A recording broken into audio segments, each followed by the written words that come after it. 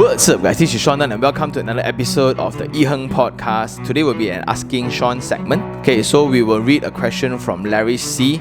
He sent me via Gmail. Hi, good evening. I've been following some of your videos. Thank you very much. Unfortunately, my first property is a mistake. It is none other than the City of Greens in Bukit Sedang. My unit is 1,000 square feet, which I bought for approximately 550,000. I currently have two options for it. Number one, rent it out at 1,001 a month. Because your installment is 2,004, your maintenance is 300, so it's around 2,007 lah. And then at the same time, buy myself another property to live in. Number two, spend another 50 to 60,000 to renovate it and live in for a few years until I can sell it. It is not causing any financial issues to me, just that I feel that it's a waste if you leave it empty. What's your opinion regarding the two options? So first of all, Larry, thank you very much for your email, and I really appreciate it that you be so transparent about it, that you know that it's a mistake already. So that's a great first step. Knowing the problem is already half solving it lah.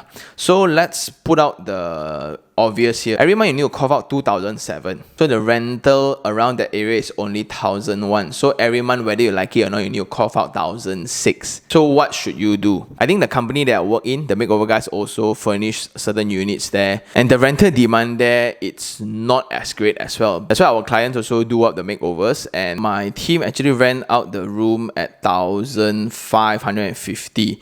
So I'm not sure at what unit is this, but this is at the unit 6. The unit number 6, so I don't know what's the layout like. I hope that comes in handy. So after furnishing, it's 1,006. But this is if you put in another 40,000 to 50,000 to furnish it, right? You can rent it out at 1,005. But that does not change the fact that you still need to cough out 2,007. So the only variation here is that where you are staying. Because I read that you want to buy yourself another property, or you just move into this one. So obviously now this property, right, will not be that ideal investment property really, because 2,007, right, it's quite impossible. Let's say we discount off the maintenance lah. You need to have a 2,004 rental, which is impossible one. At the current state of the environment, no one is going to pay 2,004 for that area, unfortunately, because if you look at 2,004, what do you get is like areas in the mainstream Bukit Jalil areas. So living in can be an option if the current lodging is a cost for you. It means that, okay, now since I'm already renting a certain place already, which I'm paying like 2,000 for a rental, then I move into this one. I don't need to pay the rental also. I can just straight away just pay this 2,007 and I rent out room by room.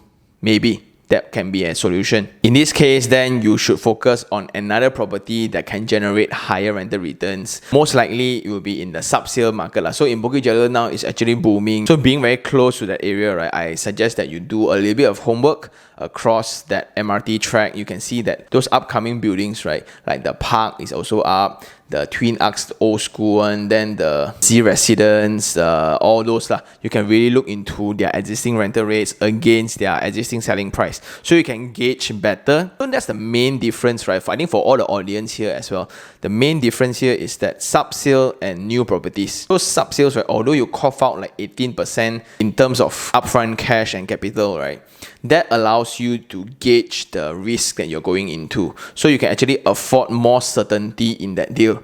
Because like now, if you look into this, right, they will definitely market as Bukit Jalil, not Sedang. Very close to Bukit Jalil only one. Then they've got international school lah. The existing one, we will build up a highway lah, this lah, that lah. That didn't happen. So most of the people are driven by the promotional campaigns. Like, oh, we already signed agreement with this huge retail lah, or cinema lah, or huge franchise gym lah, or co-working space lah. They will be under your apartments and things like that. All those are fluffy words that most of the salespeople use just for you to close your deal.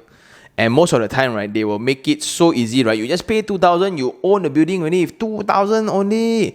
Then you worry 4 years later. So most of the time, if you are not disciplined enough, right, you'll bite the bait for all these salespeople, especially for non-public listed companies, like smaller developers, right? These are one of their key strategies actually. Unlike buying from a public listed developer. So if you're buying from a public listed developer, of course the premium is way higher, right? But they have a brand to protect. So let's say if now the property, it really turns out to be real bad, really different from what was expected and promised, they can make complaints, they can just kacau the developer lah, but the developer will entertain because they have a public repo to protect, there's a public brand to protect. So in that case, even it's not their responsibility or if it's not their duty to furnish whatsoever requirements that the buyers need, right? They will do it for the sake of the brand.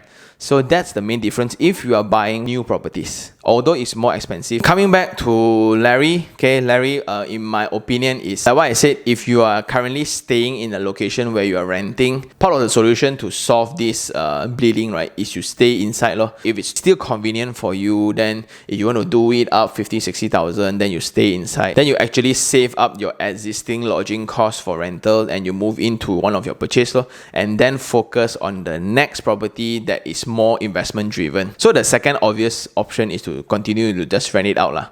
So you still continue to bleed 1,500 to 1,700 per month. If that's not a concern, so that's the best case scenario. Then the third option is to sell lor. So let's say like 550,000, right, may not be your actual, I don't know what's the actual SPA price and what was the promotion given. So let's say 550,000 is the SPA price, but maybe they give you a discount lah. They give you all these kind of different promotional items back then. You minus net, then maybe you want to sell at that price just to exit the game. Also a possibility. I'm not saying that is the best solution, but cutting losses is also one of the strategy lah. So I think this is a great email by Larry, right? It demonstrates that most of the mistakes made, right, is during the purchase. A lot of people are not aware whether is it for investment or is it for own stay. They buy first lor, figure out later like, isn't it the same? Because if you really look into the mindset, like the 4 steps that I always encourage, right? Step 1 is to find out what's the intention of the purchase. If it's for own stay, right, if it's your home, then as long as you like it, go ahead. But if it's an investment component, right, you need to be really disciplined in the amount of risk you're willing to take. So I know the bank installments is 2,700, but the existing rental is 2,000. Am I okay to take the risk that 4 years later, the rental there can be 2,700 after I furnish the unit?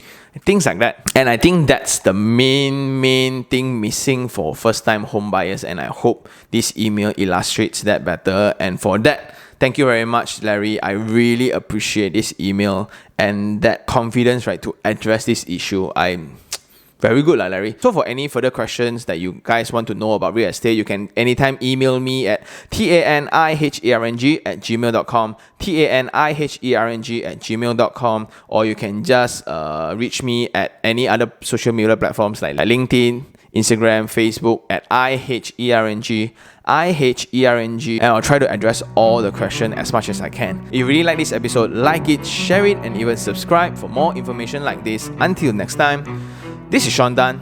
Ciao.